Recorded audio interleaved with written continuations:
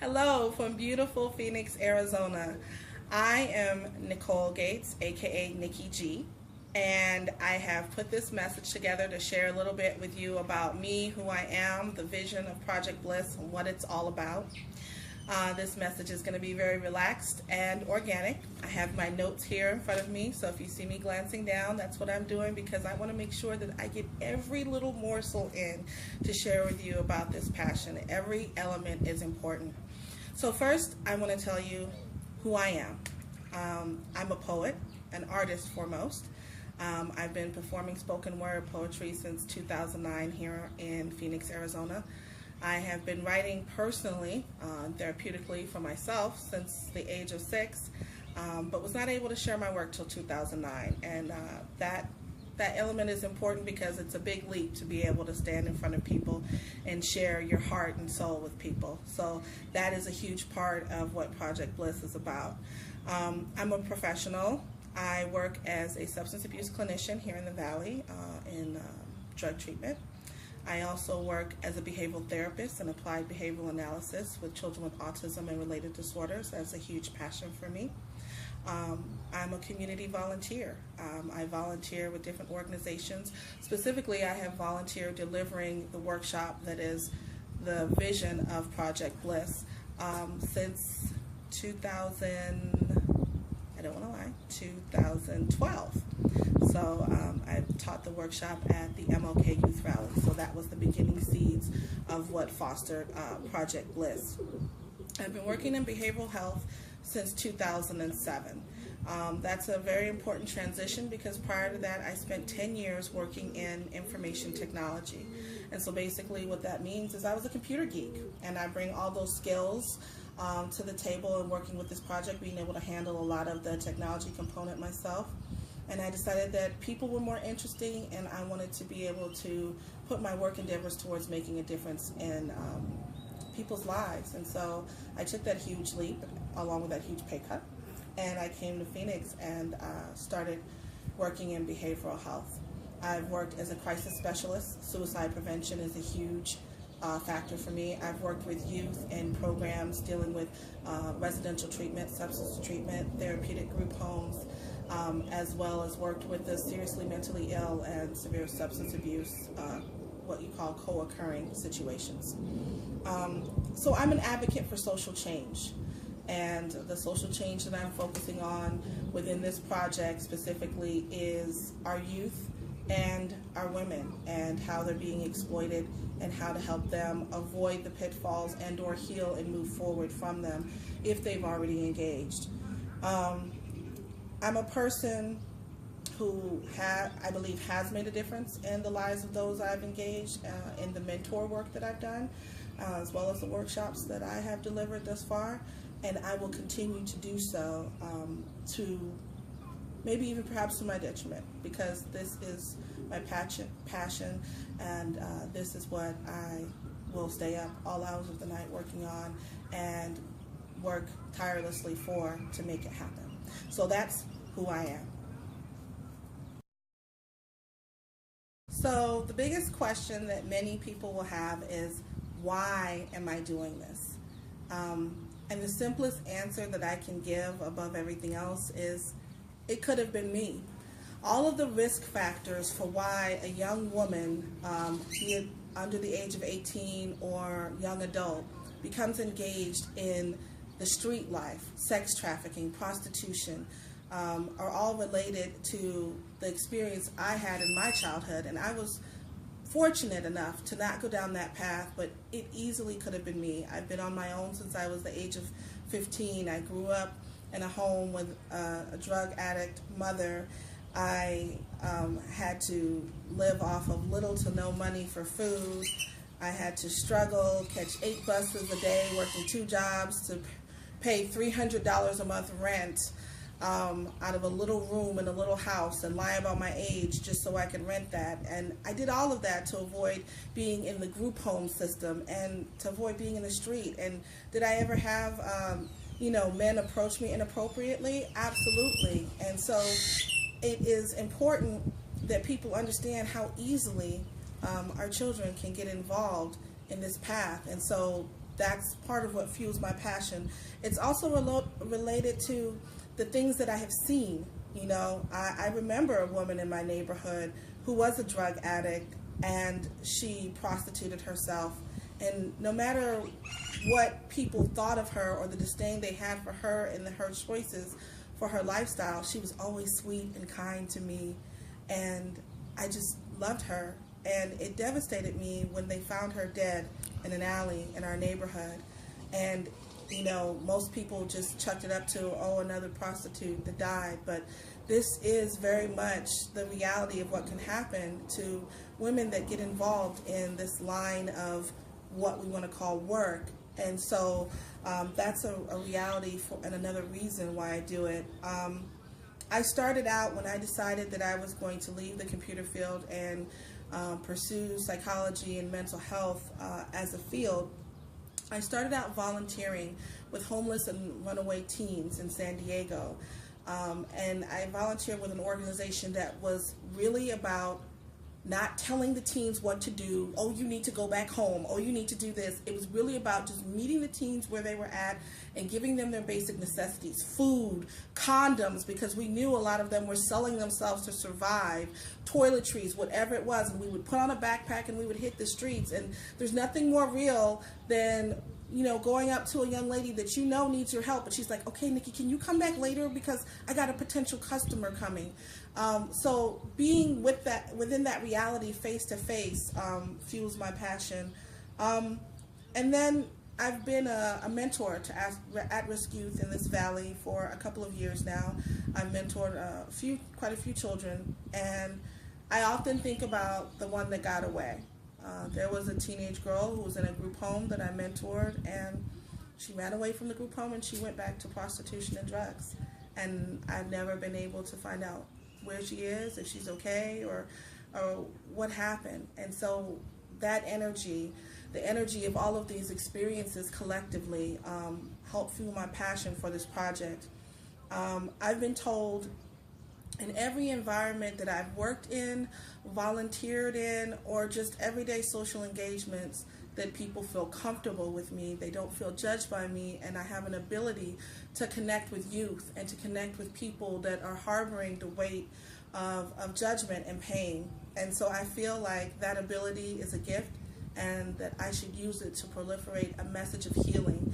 And so this is the part where I tell you what BLISS stands for. BLISS stands for building love internally for the super self. And that's my goal, to help those who are carrying this weight heal and become their super selves. I want to take a moment to talk about one of the innovative components of Project BLISS that are most important, and that involves sharing with you what I believe is the power of poetry. I specifically utilize poetry and writing exercises throughout the workshops that I've developed because I feel that they're therapeutic. They're cognitively therapeutic. They invoke a thought process that involves healing, realization, expression, and just being able to come to a point of clarity sometimes when you put those words out there. So as a victim of many forms of abuse myself, I have utilized my poetry as my therapy. And when I began sharing my work, whenever I would share emotional pieces about things that touched me, images of issues of domestic violence or postpartum depression, I have poems on all kinds of women's issues. Whenever I shared those works, I would have people come to me and tell me how they touched them or how they affected them or how much it related to their lives. And that made me aware of my responsibility as an artist, as a spoken word artist, as a poet. The responsibility of the poet is to speak for those who cannot speak for themselves, who are not comfortable sharing the emotion, and you connect, and that's powerful and therapeutic. And so the development of the workshop involves incorporating poetic exercises. When they're done with the workshop, they leave with pieces of their own work that express who they are and help them see their point of clarity and their path to healing or avoiding situations in that sense. So it's about poetry, it's about writing, it's about artistic expression in the realm of therapeutic healing and also in the realm of education and preventative measures. So related to Project BLISS, what have I done so far? What has been done so far? The first thing I want to share is, while I do believe there's no I in team, I will be honest with you that the majority of everything that has to do with Project BLISS has so far fallen on my shoulders. I've had the blessing of many volunteers. I've had Billy Ramsey to help me get my workshop into the MLK Youth Rally down at Phoenix College and deliver the workshop there. I've had volunteers like Zakia Habil, who was a training facilitator with me. She's learned some of the workshop model and she helped me facilitate the class because it became popular and there were a lot of kids and I realized I couldn't do it all by myself. So what's been done so far is just the development of the workshop, the refining of it as it pertains to sex workers, youth sex workers, and women in the sex working prostitution arena, the development of the nonprofit and the mission. I'm currently working on filing the paperwork for incorporation and the 501c3 for the organization, the development of the plan, the timeline. Everything has been on me. And right now, what I really want is to take it to the next level. I want to take this to the major cities where this is an issue. And I don't see a way to do that while pushing my 9-to-5, so I am actually working 2 jobs right now to save the money to be able to do this at least in 2 to 4 cities on my own, if nothing else. But the funding would make that, make the ability for that to be much more widespread and more powerful is definitely critical at this point. So I believe that not everyone will agree. Not everyone is always on the same page. Not everyone loves the same things. And so this is my passion and this is what I believe, and I'm willing to work the 2 jobs and spend the time and get out there and try to push BLISS, push building love internally for the Super South. And if no one else believes, I believe, and that's what's important. But second to that, if you believe and if you help, then this message will grow and become something even larger. So that's what I've done so far. The next scale plan is to push BLISS across the nation. What your funding means to Project BLISS. This message is the nuts and bolts of just outlining to you what this is. You know, I can't stress enough. I'm not gonna cry. Not gonna cry. I cannot stress enough how much this is my passion and my dream and my vision. And what the funding would be is basically the foundation and the catalyst for many levels of development to help youth, women and youth on so many different levels. The plan is to take the workshop to where it is needed most, socioeconomic disadvantaged regions of the top 20 cities that are notoriously known for high levels of youth prostitution. The plan involves being proactive and reactive on a therapeutic level. The proactive component is delivering the workshop to populations that are most at risk for being engaged in youth prostitution. So these are homeless teens or runaways or children in our child protective services systems and group homes and things of that nature. It will also be involved in direct work with youth who have already been identified and as engaged in youth prostitution, as well as delivered to women who have identified as engaged in prostitution. So with those 3 groups identified, what we're basically saying is if we can target those top cities across the nation that have been identified, we are planting the most powerful seed for BLISS to be a catalyst for change, for social change. We're talking about educating them with regard to their health, with regard to their risk. We're talking about preventative, and we're talking about healing. And so the message would be delivered at least 4 different organizations in each of the cities would have the ability to have the workshop delivered. And in addition to that, I would train the staff at these organizations on how to continue pushing BLISS upon staff departure and provide them ongoing support on the appropriate ways to deliver the workshop. So Project BLISS will not just deliver, an innovative, cognitive, therapeutic, and artistic experience, but it will train the staff on the workshop so that they will have the tools to continue on after our departure. I can't speak to what kind of passion or level of talent or innovation you may receive from other applications.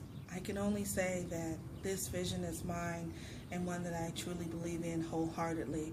If there are others out there that are willing to work the 2 jobs and put their life on the line for their vision, and they happen to win, well, I feel like they would deserve it.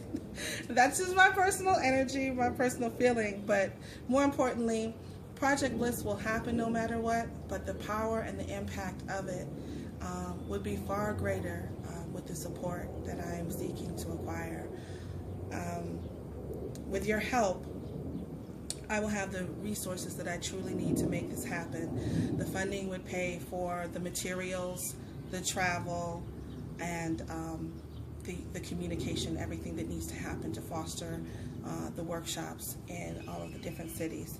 So it is with that I would say that, my true belief is that one city, one workshop, one life, one person at a time, we can truly spread bliss, building love internally for the super self. Thank you.